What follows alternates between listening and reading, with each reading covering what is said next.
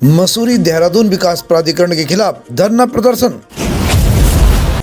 आरोप है कि आम लोगों के लिए आवासीय नक्शा पास नहीं होता, लेकिन पूंजीपतियों के लिए होटल, गेस्ट हाउस ये बनाना आम बात हो गई है।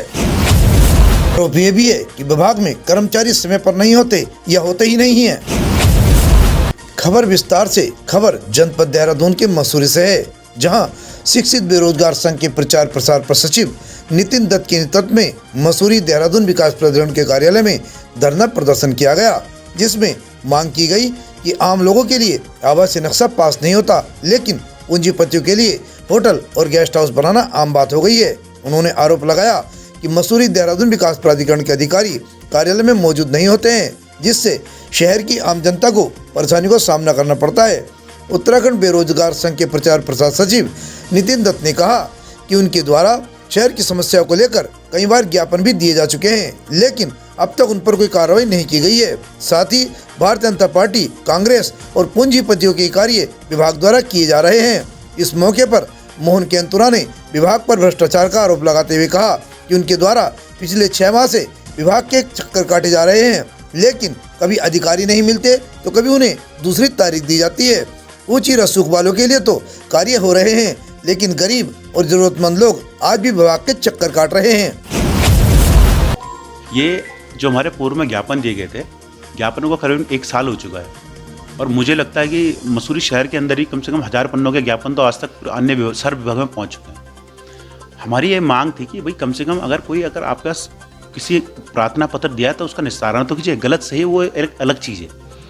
यहाँ हो क्या रहा है, यहाँ पे जो यहाँ पे पूंजीपति लोग हैं, उन्होंने यहाँ पे एक सिस्टम ऐसा बना दिया है कि उनके नक्शे पास हो रहे हैं। यहाँ जो चंद कांग्रेस भाजपा के नेता हैं उन्हीं के नक्शे पास हो रहे हैं, और जो आम जनता है उनके लिए ना कोई यहाँ पे व्यवस्था है, ना कोई कानून है, ना कुछ है। तो ये कहना चाह रहे हैं कि अगर इसी तरह की स्थितियाँ रही, हमने जो यहाँ पे असिस्टेंट इंजीनियर से बोला है कि भाई अगर आप लोग यहाँ पे नक्शे पास करा के, आवासीय नक्शे पास करा के कमर्शियल काम कर रहे हैं, इस तरह से कोई अगर कल टैक्सी वाला बोलने लग जाए कि नहीं, अगर हम तो भाई फिटनेस नहीं कराएंगे, हम इंश्योरेंस नहीं कराएंगे और हम भी प्राइवेट गाड़ी में टैक्सी चला रहे हैं, तो क्या आप बताइए ये कोई तर्कसंगत बात है क्या?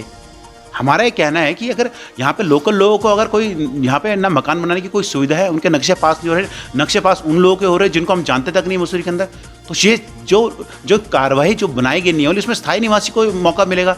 अब यहाँ न जाने कौन कौन लोग अपने नक्शे पास करा रहे हैं, अपना काम करा रहे हैं, और जो यहाँ का लोकल जो युवा लोकल यहाँ के लोग अपने को छलावा महसूस कर रहे हैं। बोलता हूँ एमडीटी के साथ साथ इसके जो सबऑर्डिनेट डिपार्टमेंट है, चाहे फॉरेस्ट हो गया जिनके माध्यम से पूरा ये काम होता है, फॉरेस्ट हो गया, नगर पालिका हो गई, विद्युत विभाग हो गया, पीडब्ल्यूडी हो गया, जल स्थान हो गया, सारे के सारे जितने विभाग हैं, ये इन सब की आपसी मिलीभगत है।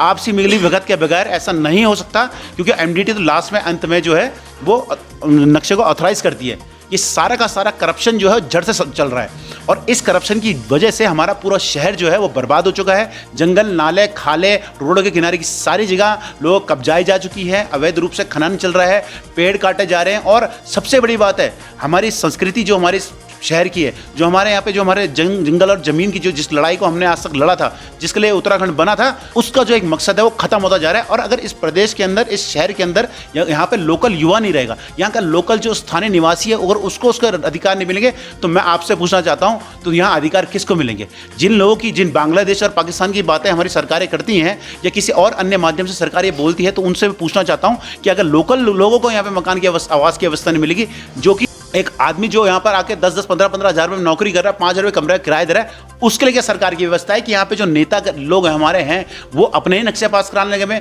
कोई पति पत्नी के नाम से नक्शे पास करा रहा है, कोई भाई भतीजे के नाम से नक्शे पास करा रहा है। तो ये आपसे पूछना चाहूँगा, इस मसूरी के शहर से पूछना चाहूँगा, क्या ये तर्कसंगत है? फाइल हमारे पास इस वक्त है। मैं दिखाना चाहूँगा, पिछले 6 माह से हम लगातार जो है एमडीटी के दफ्तरों के चक्कर काट रहे हैं। कभी यहाँ पर कोई अधिकारी यहाँ पर मौजूद नहीं होता है। आज भी अगर यहाँ पे कोई अधिकारी, पिछले 3 घंटे से हम यहाँ पे बैठे हुए हैं, बाहर यहाँ बिल्कुल ज़मीन में बैठ रहे हैं, आप सोचिए कितना ठंडा है। और अभी वो आने के बाद फिर हमें एक नई डेट देते हैं कि, और डेट भी नहीं दे रहे हैं, अभी वो सिर्फ ये कह रहे हैं कि अभी हम अपने उच्च अधिकारियों से बात करेंगे, उसके बाद जो होगा इसमें तब जाके हम कुछ इसमें कार्रवाई कर पाएंगे। आप सोचिए कि एक होटल जो है, होटल बोलें या इसको गेस्ट हाउस बोलें, कि किस तरीके से यहाँ पर पूरा देखिए नक्शे के अंदर रेड मार्क हो रखे हैं जगह जगह, और एनएच की रोड के जस्ट बगल के अंदर अपना जो है होटल का वो निकाल देते हैं, गेट निकाल देते हैं। इस पर अभी तक कोई 6 माह से कोई कार्रवाई नहीं हुई है। तो आप ये सोचिए किस तरह की कार्यशैली यहाँ पर चल रही है।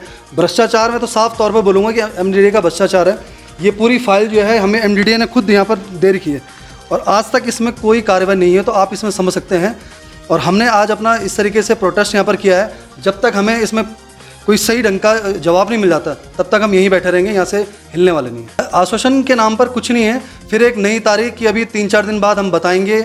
हमने भी आज एक तरीके से ठाना है कि जब तक हमें उचित जवाब नहीं मिल जाता है तब तक हम यहाँ से हिलने वाले नहीं हैं। मसूरी से परिपाटी न्यूज टीम के साथ भरत लाल की एक खास रिपोर्ट। हमसे जुड़े रहने के लिए हमारे चैनल को सब्सक्राइब करना ना भूलें, साइड वाला लाल बटन जरूर दबाएं।